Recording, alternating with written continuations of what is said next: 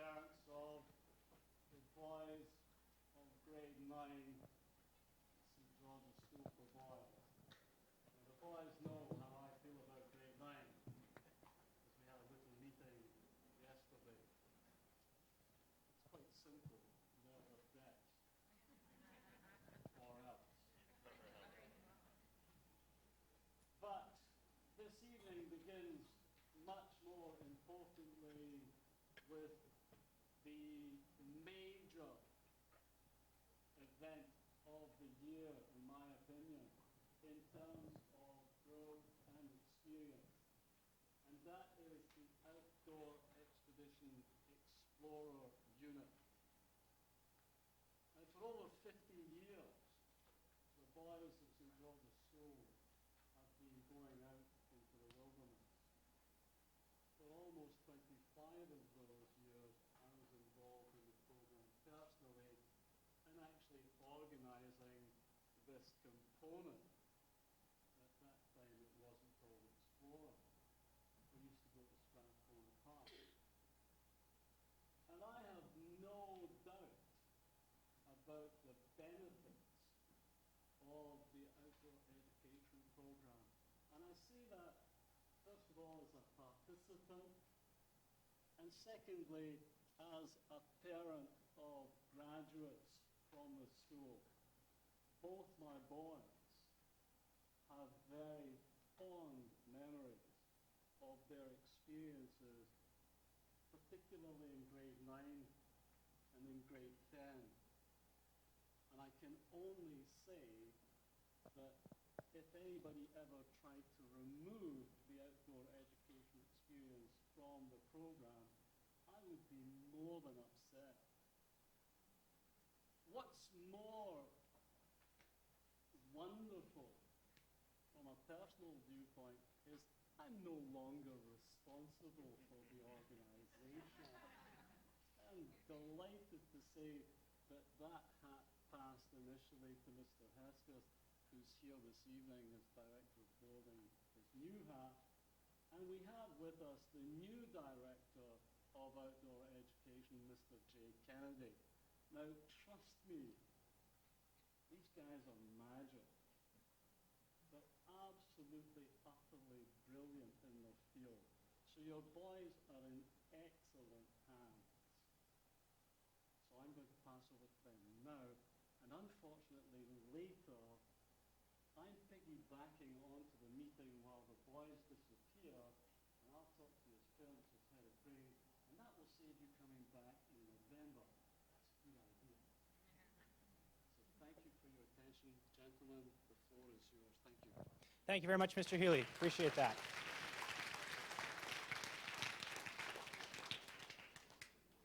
Good evening, everyone. Welcome. Thank you for coming. I'm the familiar face in the room. Have been working with the Outdoor Education Program for the last number of years, and I'm transitioning out of my role this year. And Mr. Jay Kennedy will be assuming all of the responsibility for the program throughout the year. The piece that I'm going to be helping him with this fall is the Explorer 9 program. So we're going to be working together on Explorer 9. And I've been through this one a few times before, so I'm going to do a lot of the presentation and speaking this evening. But at the end, if you have any questions or there's any follow-up issues or concerns, you can feel free to contact Mr. Kennedy or myself.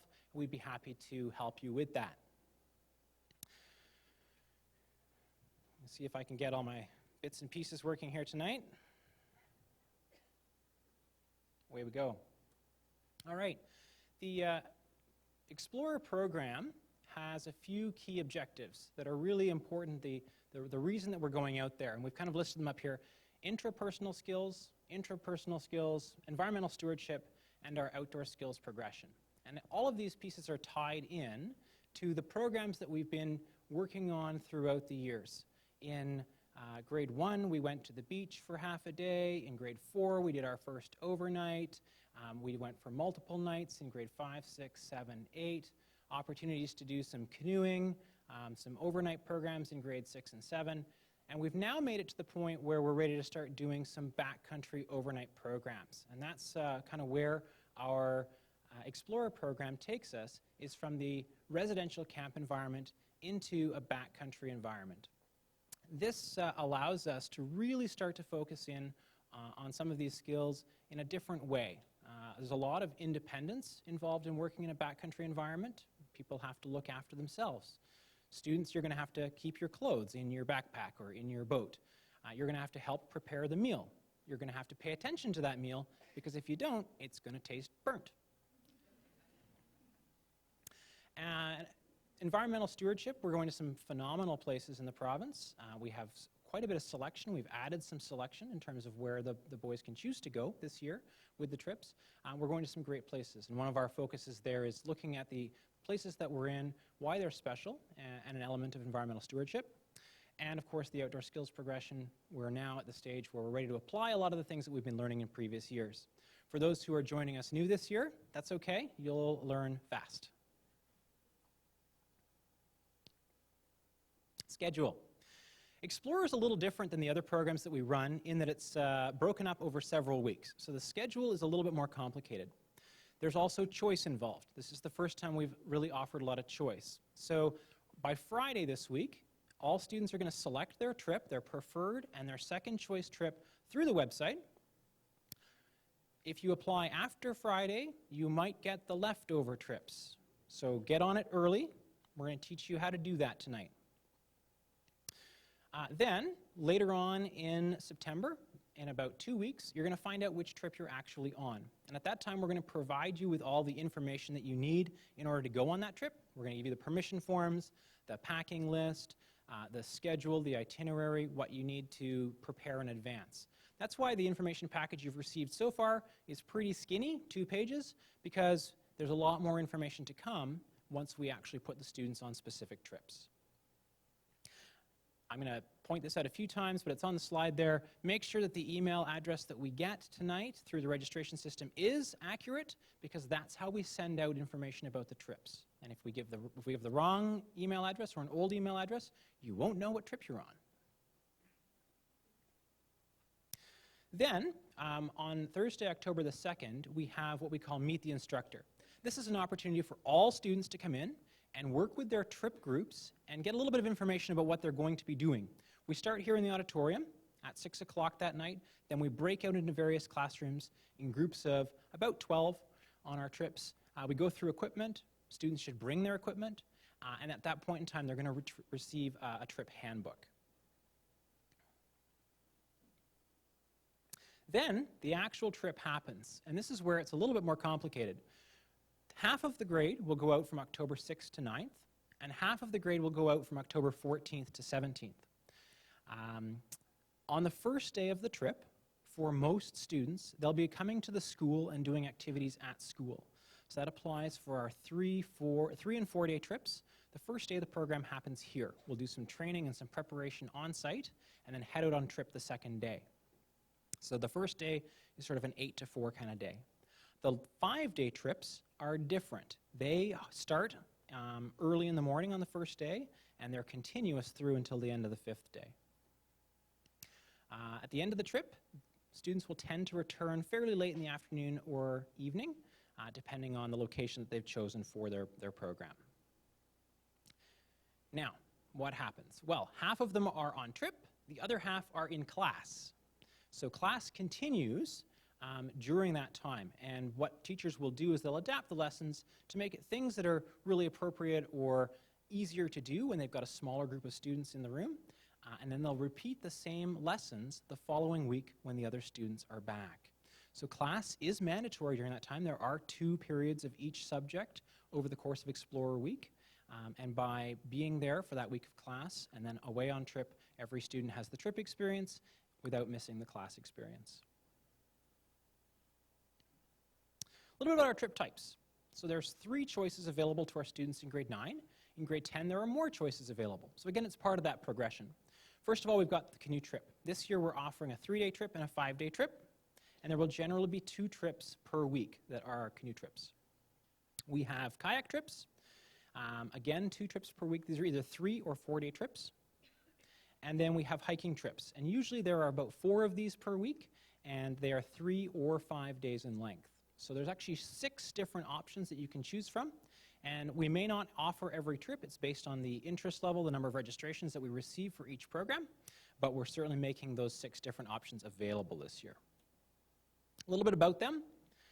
We have them rated on your sheet based on how difficult they are. So on an easy trip, it's going to be a relatively short day, not a whole lot of carrying, small effort required in terms of length of day and difficulty of the actual work involved. Our 3-day canoe trip qualifies as an easy trip because you don't have to carry anything. You're paddling the boat.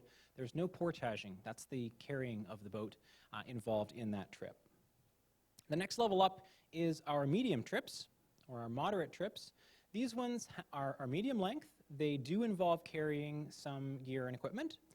That's our kayaking trips. Both of our kayaking trips are moderate level, and the 3-day backpacking trip in Garibaldi certainly has some effort involved in it, some significant effort involved in it going up that hill. Then we move into our challenging trips, or our difficult trips.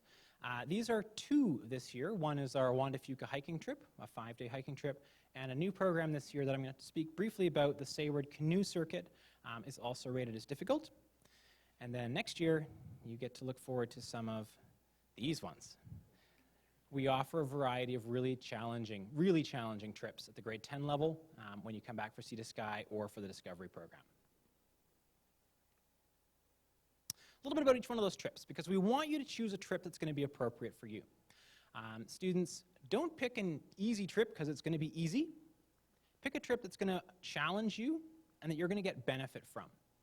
We've never had students come back from a trip and say, wow, I wish I'd picked an easier one.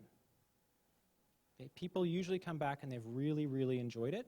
Often students will come back and say, yeah, I probably should have gone on the next one up. Okay, so think about that. Choose something that's going to challenge you, push you a little bit, get you out of your comfort zone. The 3-day canoe trip, this one is on Pitt or Alouette Lake, so just east of the city. It is in tandem canoes, so either 2 or 3 students per boat, and they will be paddling on the lake without any portaging. So they paddle to the campsite, get out of the boat, camp, the next morning take down camp, get back in the boat, and paddle to the next location. Prior to the trip, they will be doing a day in False Creek, going for a swim in the ocean. Very popular.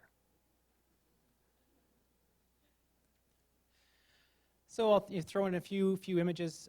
It's quite nice. Alouette and Pitt Lake are both quite nice. Typically, we're using Pitt Lake, but depending on the weather, we may end up switching.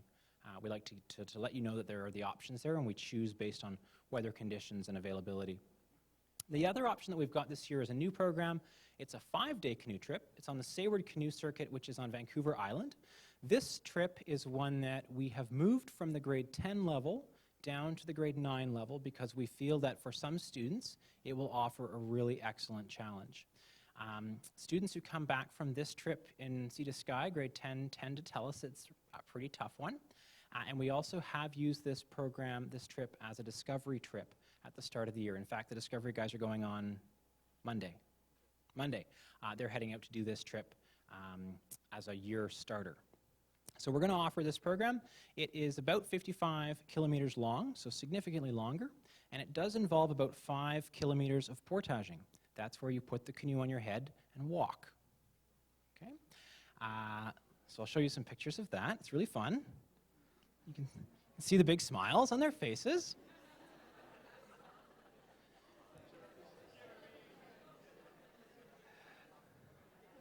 Okay. So we'll start with a tandem style of portaging, is what you saw on the previous page, and then we'll work up to, for some of you, we'll work up to solo portaging, where you're carrying the entire boat on your own for shorter portages. The 5 kilometers is not all at once. It's broken up into smaller sections. There is one long one, but most of them are a couple hundred meters in length. Challenging trip, very achievable trip. If you are looking for a challenge, this could be the one for you. Next up, we've got our kayaking program. And we offer 2 different programs. The first one is a 3-day kayaking trip. This one's a little bit easier. It will take place in Indian Arm out of North Vancouver.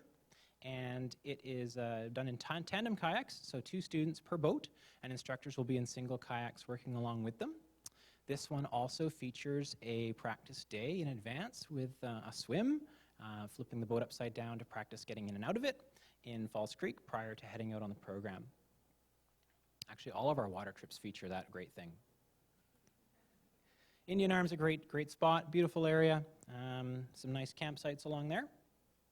The 4-day option's a little bit more, is significantly more challenging actually.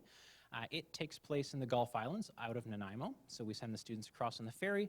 They'll put their boats in the water actually very close to the Nanaimo ferry dock and do a 4-day paddle out in the Gulf Islands from there. Again, it's done in tandem kayaks, so 2 students per boat and the lovely rescues in advance. Beautiful area, popular trip. We've actually moved this one down from the grade 10 level as well. It used to be offered as a grade 10 program. Now we've moved it down to the grade 9 level because we think that many of you will enjoy this one. Next up is the backpacking program. And again, there are 2 different choices. The first one is our 3-day program. This will typically take place in Garibaldi Park. And the exception to that is if we get a really early start to winter with a lot of snow. Garibaldi Park is at elevation, and lots of deep snow makes backpacking challenging. We're not trying to offer a snowshoeing trip, even though sometimes it happens partway along. During the pre-trip on this one, students will spend a day getting their backpacks organized, and they'll go for a walk and learn a lot of the skills here on campus prior to heading out for their trip. The Garibaldi trip is a beautiful spot. They will be hiking up. There's a bit of snow last year. This is a photo from last year. There's a bit of snow off the trail, but on the trails it was great. And you can sometimes get some absolutely fantastic views up at elevation. So it's a beautiful area. It's a great trip. Again, very enjoyable. The last option is our Juan de Fuca 5-day trip. This used to be our most challenging trip, and now this one and the canoe trip would be considered to be our most challenging programs. It is a 5-day hike along the west coast of Vancouver Island. It includes about 40 kilometers of hiking. It's likely that you would encounter a wide variety of weather conditions right along the coast. It can be beautiful and sunny, and it can be awful as well. That adds to the enjoyment of the experience. But there's lots and lots of beautiful things to see along the coast, and it is a fantastic hike. There's a highlight day in the middle where you get to go up 13 hills. But the reward is that you're on the coast and you get to enjoy the beaches and campfires along the waterfront and often seeing some very incredible marine life. I have done this one many times, one of my personal favorite programs. Sometimes we get some really great sunsets in the evening looking out over the ocean. Okay, so that's the 6 options. I'm going to speak in a few minutes about how to actually go about signing up for one of those 6 options. Food. At the grade 9 level, we provide all of the food on the programs, and the students will be cooking with their instructors in large groups. The instructors have an interest in making sure that the cooking process is successful because we only send one batch of food and everybody shares. We do have different menus for different programs. So a hiking trip and a kayaking trip will have very different meals on them because we want to carry as little weight as possible on the hiking trips, and we want to eat lots of good, tasty, fresh food on the paddling trips. So the packing of those can be quite different. And the menu will vary based on who's in the group. So if there are any dietary restrictions in a particular group, that will cause adjustments to the menu. We're quite careful about dealing with allergies in particular, so make sure that we have the appropriate information in advance, and we will ensure that students are in a nut-free group or a group that offers alternatives to certain items. If you are here on a pre-trip day, that does not include food, so you have to bring a lunch for that first day. While you're actually out on trip, that's when the food is offered. Also, any health concerns, anything that might impact performance on this trip. Again, some of them are fairly strenuous activities. We need to know about that in advance. There are very few things that would prevent students from participating fully in the program, but we like to be prepared appropriately for any situations that might arise. So please do fill us in if there's anything new, any information that hasn't been provided to the school since the last time you updated health data, possibly back with re-registration. Travel. Travel is all over the place with these programs because it's over 2 weeks and it's to all different locations. Students will be traveling in buses and charter buses and ferries to Vancouver Island in some cases, or areas that are local. Some of those are driven by the Transportation Department. Some of those are driven by our outdoor education instructors, often with large trailers of canoes behind the vehicle. Equipment and clothing.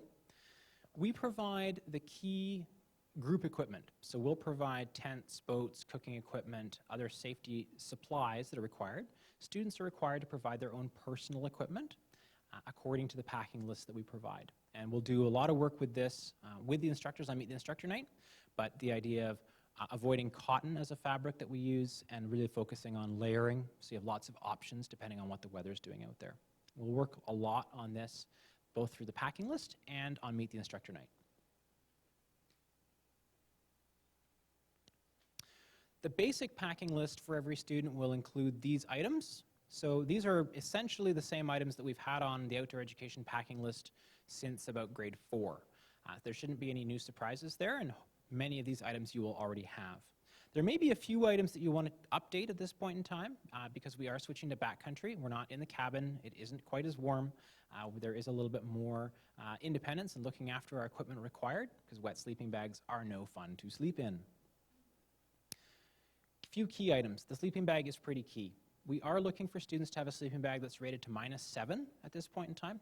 This is the same batch of sleeping bags that we've been talking about for years, but you may not have actually acquired at this point in time. But you really do want a sleeping bag that's going to go down to about -7 for these trips because it can get quite cool at night. All of the equipment information, the suggested pieces of equipment, are actually available on the website as well under the Gear Guide tab.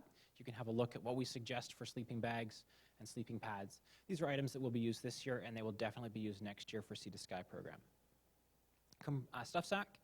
Given that many students will be having to carry these items on their backs, the sleeping bag has to be squished down a little bit so that it takes up less space. So there's more space for us to put heavy things like pots and food in backpacks.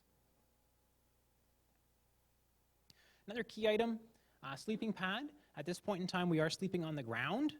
So something that was going to provide a little bit of comfort and a lot of insulation from the ground is pretty important. Some students will choose a closed cell foam pad. That's blue foam, fairly thin.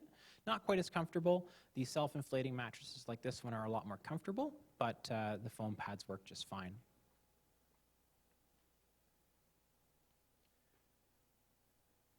This is probably going to be key. Most of the time we end up with 1 week of Explorer that has beautiful sunny weather and the other one has horrible weather. And it's kind of a draw which one of the 2 weeks you're going to end up on. You're going to want rain gear that's going to be good. It needs to be fully waterproof. It needs to be made out of a fabric that is not going to leak. If you are concerned about that or have any question about that, jump in the shower with your jacket on and see what happens after 5 minutes. It's amazing how poorly the water repellency on a school jacket works.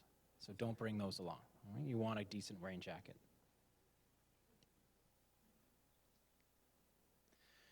There's also some equipment-specific items that are going to be required. So this may influence the choice of trips that you make as well. You may have some of these pieces of equipment at home. You may choose to rent some of these pieces of equipment or borrow them from the students in grade 10, 11, and 12 who've already been through these programs. First is a backpack. If you are on a hiking trip, you're going to need a backpack with 65 to 80 liter capacity.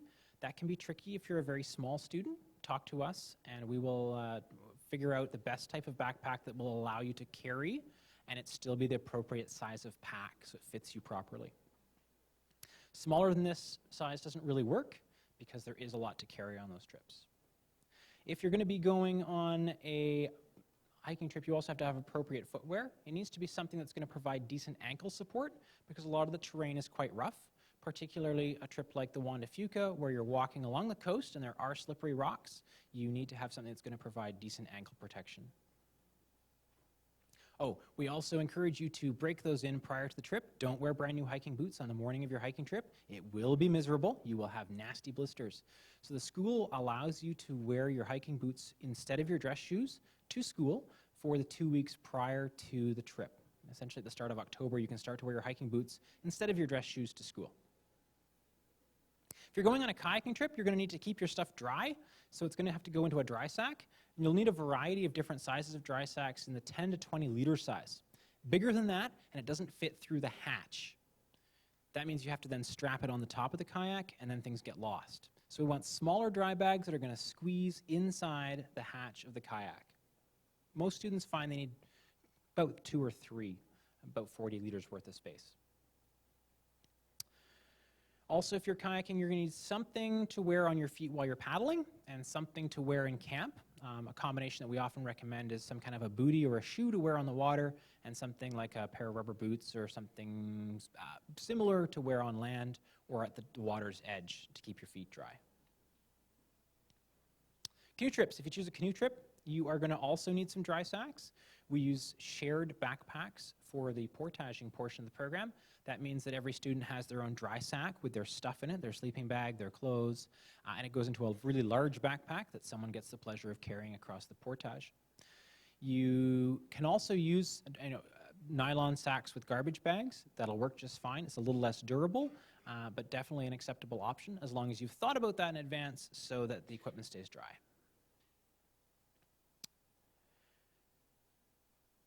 For canoe trips, you'll generally need to bring the equipment in either a backpack or a duffel bag. So the backpack would be used for carrying across portages. We share those. Some students prefer to bring their own if they've got their own. Duffel bag is particularly useful on the 3-day canoe trip where they're not portaging. There's no portaging involved, so you can kind of bring your stuff in a duffel bag. Also, the duffel bag is helpful if you are bringing everything to school and then are going to be putting it in one of the larger backpacks. Kind of keeps stuff contained while we're in transit from one location to another.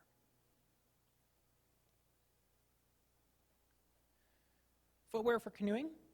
We need wet shoes and dry shoes. So wet shoes are going to be something that you're going to be wearing on your feet in the canoe, and if you're portaging, you're going to be wearing it on the portage. So it can't be a super thin water shoe. It needs to be something a little bit more sturdy. And when you get to camp at the other end, you're going to want something dry to put on your feet. So you'll have to take 2 pairs of shoes on that trip, and they're going to get dirty, guaranteed. A little bit about the trips and how we set those up. Trips are set up with 10 to 12 students and 2 staff. All of our trips are staffed with instructors who are trained in wilderness first response and wilderness risk management strategies. They will also be taking with them a variety of equipment in order to deal with any situations that come out in the field. So we choose appropriate communication devices, animal protection, first aid supplies in order to handle emergencies that happen out in the field. And you've seen this, if you've been to one of these presentations, you've seen this slide before, but there's lots of decisions that go into selecting the trips and where we're going to go and what we're going to do. And we take all these factors into consideration. And we've decided, based on the experiences that our students have had, where they're at with their skill sets, that the places that we're going and the activities that we're doing are appropriate for grade 9 students. And in fact, we've made some decisions recently about other trips that we were offering at other levels. I mentioned the grade 10 trips and the discovery trips.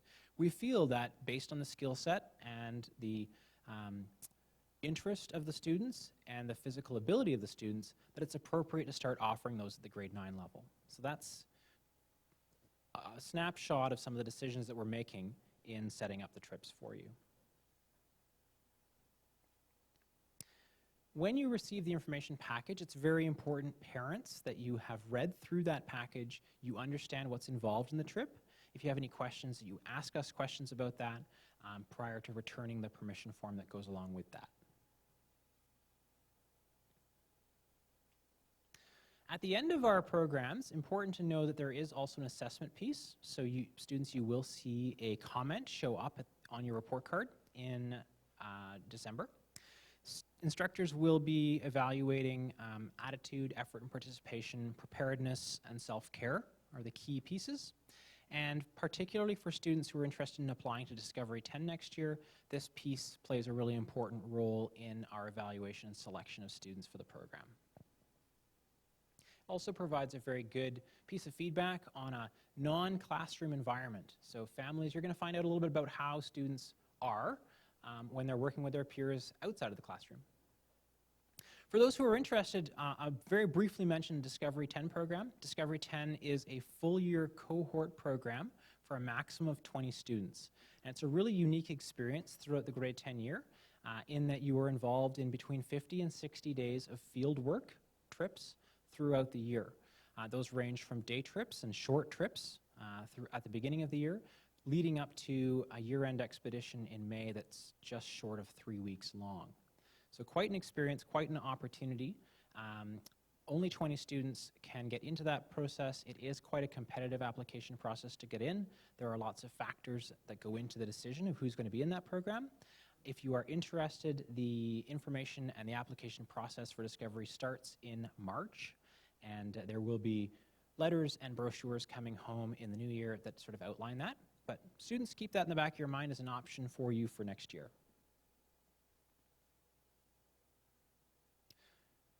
All right, briefly the consent form piece. Again, the consent form comes to you after the trip selections have been done. So there is no missing page off the back of your information package right now. You haven't received it yet.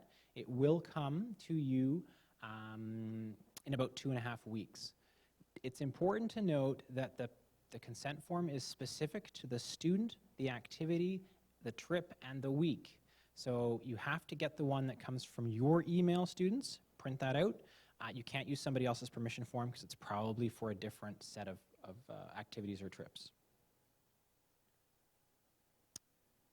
Okay. Registration. If you're here tonight, it's good news. You get priority access to registration for Explore. Here's how that works.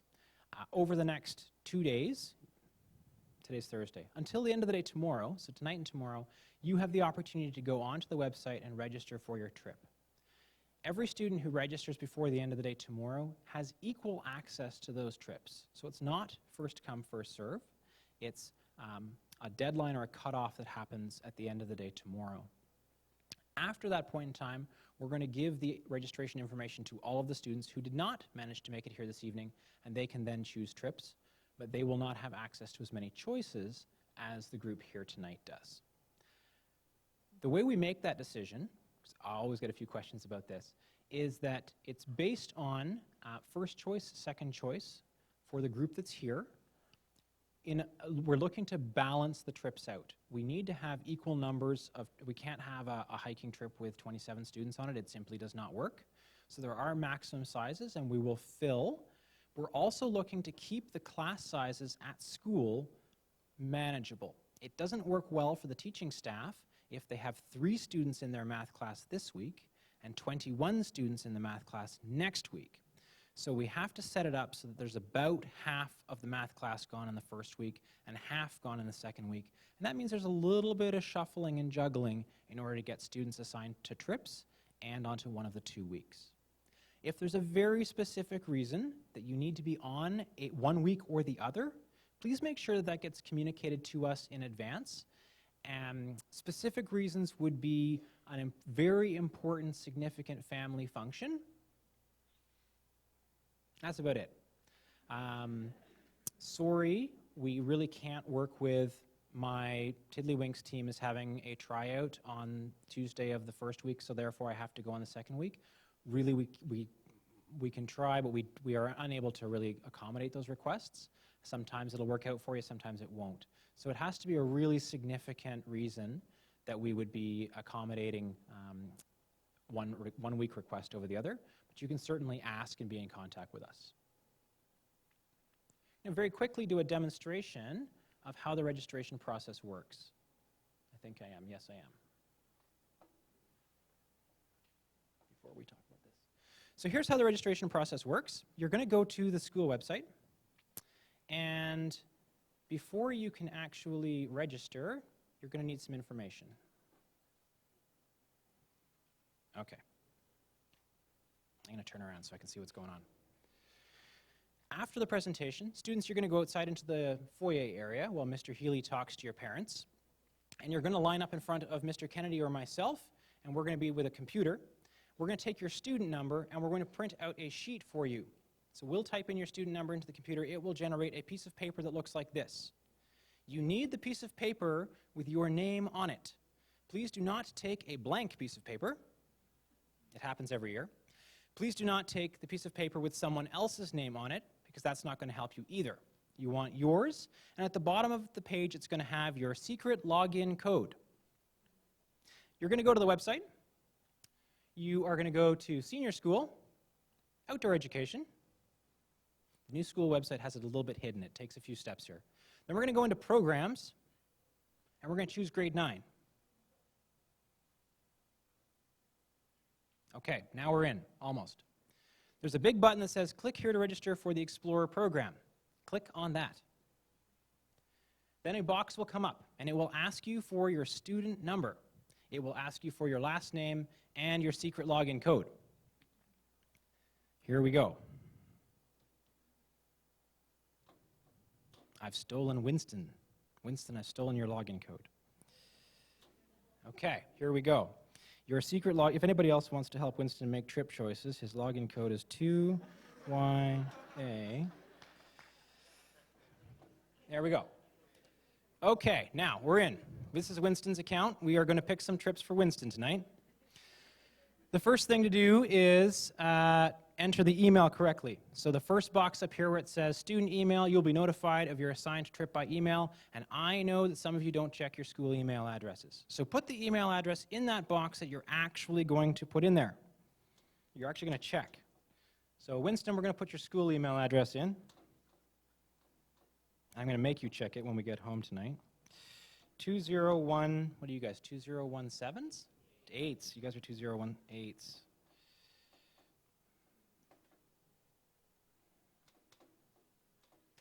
Okay, now we've got the email address in correctly. We go to choosing the trips, and here are the 6 different options. We're going to pick a first choice and a second choice option. Do not pick first choice and second choice as the same thing, thinking that you're going to trick me. Doesn't work. I will pick something else for you. It's great. So Winston, you'd really like to go on the Juan de Fuca Trail for 5 days. And if that doesn't work, you'd really like to go canoeing for 5 days. So those are your choices, okay? We're going to go down to the bottom of the page, and you get to choose also if you'd really like to go on your first choice, or if you're perfectly happy with either of the 2 choices, you can indicate that as well. So the first box says, I have a strong preference of my first choice over my second choice. The second box says, I would be happy with either my first or second, and you can choose either. Winston would really like to go canoeing or hiking, so he's going to choose this box, okay? And then we're going to choose Save Trip Selections. And the idea, we may have to scroll back up. Oh, there we go. Thank you for submitting your trip choices. Thanks, Winston. The good news is that if Winston really doesn't want to go on these trips, you can go back in and make adjustments to the selections, but it is time and date stamped from when you last save it. So if over the weekend you change your mind and you want to do a different trip, you can go back in and change it, but you might not have access to the same trips because you'll be in the second half or the second phase of the registration process at that point in time. So be careful. We want you to think carefully about your trips and make an appropriate selection for you, but we also want you to do it by the end of the day tomorrow. Okay, back on to my presentation. Does that say play slideshow? Good, there we go.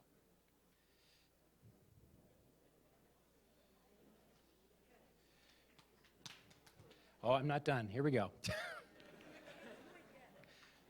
Very briefly, I'm just trying to set the live streaming computer so it actually shows what we're supposed to be seeing right now. Here we go. So the families at home are watching this hopefully as well. They kind of get to see the edge of me when I walk out of the screen, unfortunately. There we go. We're close to the middle. The Duke of Edinburgh Award is a program that many students at St. George's will choose to get involved in. It is an internationally recognized awards program that involves 4 distinct areas of participation. Those are service, development of a skill, physical recreation, and an adventurous journey. Oh, I got them right. I didn't even have to look at it. Perfect. The Explorer program qualifies as the adventurous journey component of this program. And students can start the program at age 14. Some of you may still be 13. Typically, and it depends a little bit on the year and when your birthday falls, the Duke of Ed Award Office will allow you to use your Explorer trip even if you're still 13 at the time of the trip. We just have to take care of some paperwork in advance. Ms. Morris's office handles the Duke of Edinburgh Award program, and she will be hosting some information sessions on how to get signed up and involved in the program. Look for those in the announcements over the coming weeks, and if you are interested, get involved. The information about how to actually report on and get credit for the Explorer trip is in the trip handbook. So that document that you're going to receive at Meet the Instructor Night in a couple of weeks, that's an important piece for becoming involved in the awards program. And I very briefly wanted to mention at the end that we have a renewed focus on co-curricular programming in outdoor education this year, and we have a number of students involved in organizing some upcoming weekend and evening programming, mostly weekends so far. A number of grade 11 students have taken the lead on this program, and if you are interested in further outdoor education opportunities this year, keep an eye on the website because those will be going up in the next little while once they've made some decisions on which trips and which weekends. There's also an opportunity to join in some regular meetings on Mondays and have an opportunity to provide some input on which types of trips might be offered over the course of the year as well. That brings me to the end of the talking part. I'll very briefly take questions, and then we'll go outside and do the sign-up thing. Okay, so any questions first? I can't see anything, it's too bright. Oh, right there. Oh.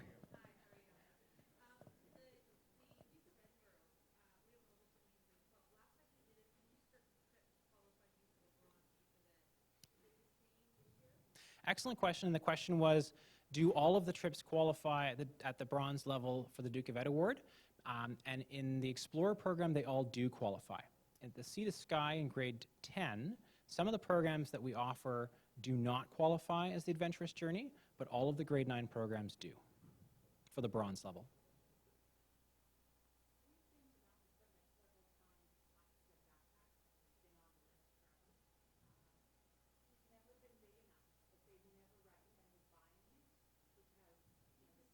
You're embarrassing him right now.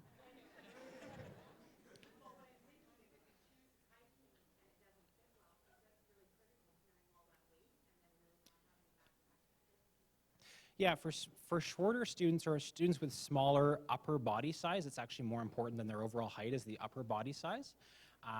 They can stop in the Outdoor Ed office. We've got a variety of different options, pack options that we have found worked with different sizes of students. We'll try different things on and figure something out. We have made it work for many students of all sizes.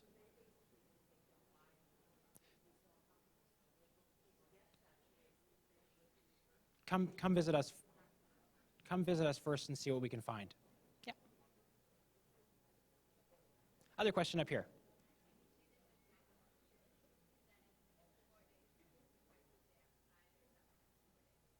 On the 4-day program, the practice day is outside of that, so the program will actually be 5 days in length. And I apologize, I didn't actually make that very clear earlier. The dates that I gave you were all 4 days in length, so October 6th to 9th is actually 4 days. If students choose a 4 or a 5-day program, the program is actually an extra day and will either start the day before the rest of the students start, or it will finish a day after. And the trips are before and after the Thanksgiving long weekend, so they don't overlap with the weekend. They'll extend into the weekend before or the weekend after. Yeah.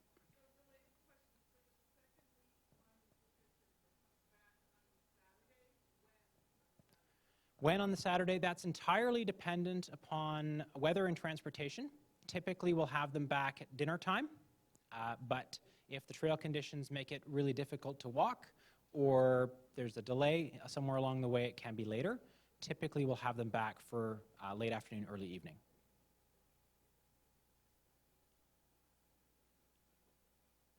Great. If you have other questions, please feel free to ask them of Mr. Kennedy or myself. We'll be outside in the hallway. Students, we're going to need a minute or two to get ourselves organized and get our printers up and running. so that you can get your access codes. So we would ask you to line up behind the two machines and just have a bit of patience while we get ready. Thank you so much. Mr. Healy will be speaking to parents momentarily.